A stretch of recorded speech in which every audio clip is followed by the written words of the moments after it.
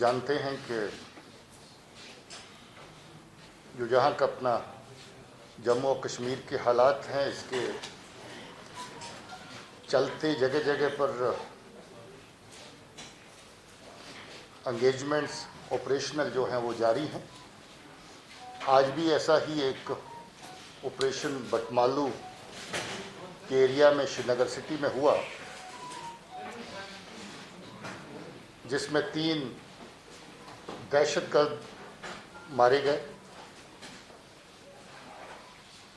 दुख की बात यह है कि हम लोग जब ऑपरेशन लॉन्च ही कर रहे थे सुबह, very early in the morning, कुछ 3 बजे के आसपास,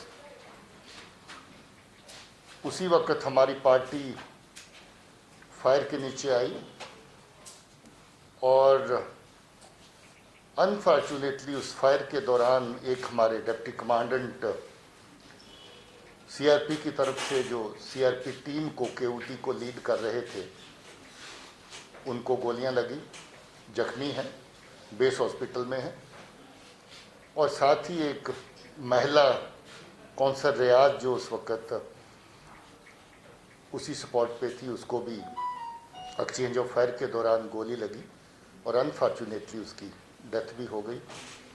हमें बड़ा दुख है इस बात का कि एक सिविलियन की जान इसमें जाया हुई। बड़े लंबे अरसे से ऑपरेशंस बड़े साफ सुथरे चल रहे थे, मगर सिटी के हालात के चलते शायद ये अनफॉर्चुनेट वाक़ा जो है औरत की डेथ का भी इसमें पेश आया।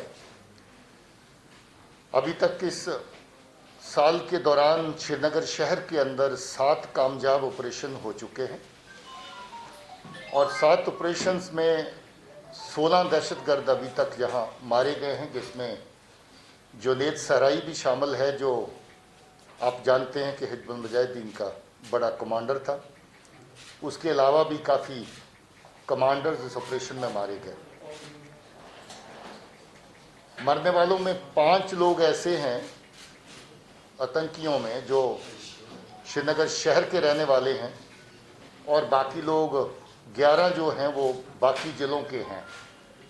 इससे आप अंदाज़ा लगा सकते हैं कि श्रीनगर शहर कितना निशाने पे रहता है बाहर के दहशतगर्दों के, जो बाहर के ज़िलों में ऑपरेट करते हैं। बार बार उनके ग्रुप बाकी ज़िलों से श्रीनगर शहर में आके पनाह लेते हैं और जहाँ पर दहशतगर्दी कार्रवाइयों को अंजाम देने की प्लान करते हैं और उसके मुताबिक जहाँ पर आकर के छुपते हैं और बहुत सारी कार्रवाइयाँ अंजाम भी देते हैं। आपको याद होगा जहाँ नौगाम में हमारे पुलिस के 2 जवान शहीद हुए, एक नाके के ऊपर 14 अगस्त को फायरिंग हुई। उससे पहले बीएसएफ के 2 जवान पांतच में उनके ऊपर अटैक हुआ और वो मारे गए।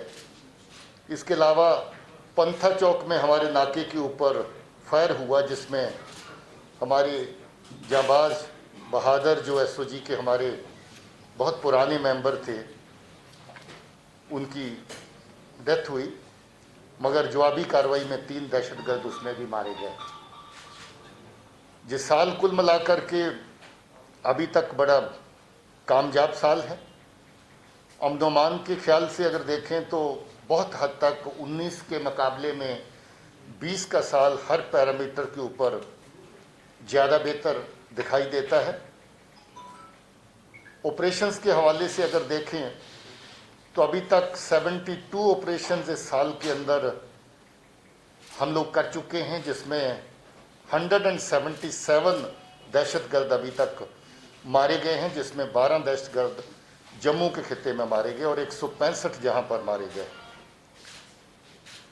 इसमें काफ़ी बड़ी तादाद फॉरेन टेररिस्ट की है जिनका ताल्लुक पाकिस्तान से है। इनमें 22 टेररिस्ट जो हैं वो अभी तक जो मारे गए हैं वो पाकिस्तान से जुड़े हुए फॉरेन टेररिस्ट हैं। इससे ये भी साफ जाहिर होता है कि पाकिस्तान की इन्वॉल्वमेंट दहशतगर्दी कार्रवाइयों में डायरेक्ट कितनी ज़्यादा है। ख़ासतौर पे जैश और लश्कर के बीच में जो आतंकी काम करते हैं, दहशतगर्द काम करते हैं, उसमें काफ़ी बड़ी तादाद जो है पाकिस्तान से भेजे हुए उनके अपने दहशतगर्दों की है।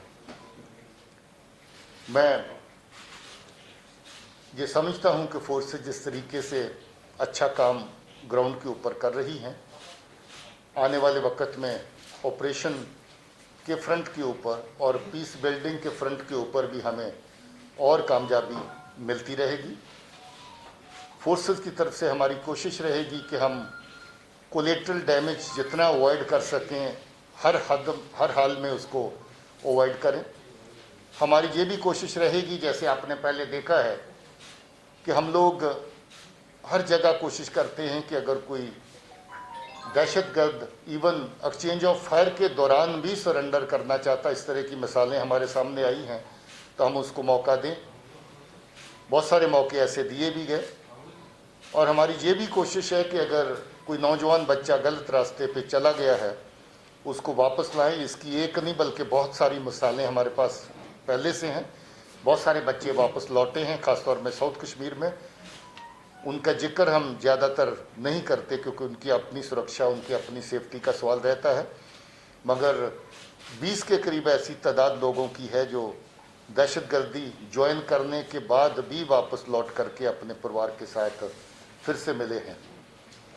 मैं फिर से अपील करना चाहता हूं नौजवान बच्चों को भी कि वो गलत रास्ता अख्तियार ना करें, क्योंकि आपका गलत रास्ता न सिर्फ आपको खतरे में डालता है बल्कि हमारे समाज को, हमारे माशरे को, हमारे लोगों को खतरे में डालता है। जहाँ जहाँ दहशतगर्द की गोली पहुँचती है, बंदूक पहुँचती है, जहाँ जहाँ दहशतगर्द का ग्रेनेड पहुँचता है, वहाँ जानो माल का नुकसान किसी न किसी सूरत में ज़रूर होता है। हम लोग इसको तभी अवॉइड कर सकते हैं अगर हम अमन के रास्ते को अपनाएं और दहशतगर्दी के रास्ते को तर्क करें। मैं समझता हूं कि पाकिस्तान की तरफ से कोई भी कोशिश जाया नहीं की जा रही। जहां भी वो हमारे लोगों को वर्गला सकते हैं, हमारे नौजवान बच्चों को गलत रास्ते पे डाल सकते हैं, वो हर तरह की कोशिश करते हैं। नई नई तंजीमें खड़ी करने की कोशिश फिर से हो रही है। अल बदर को फिर से जिंदा करने की बात हो रही है। PAFF जैसी तंजीमें नहीं आ रही हैं। PRF के बाद ये नया एडिशन है और ये तमाम जितनी भी नई तंजीमें उठाने का चर्चा, इनको जिंदा करने का और नई तरह से पैदा करने का सिलसिला है, वो ज़्यादातर कराची में बैठ कर के पाकिस्तान की एजेंसी जो हैं उसको प्लान भी करती हैं और एग्जीक्यूट भी करती हैं।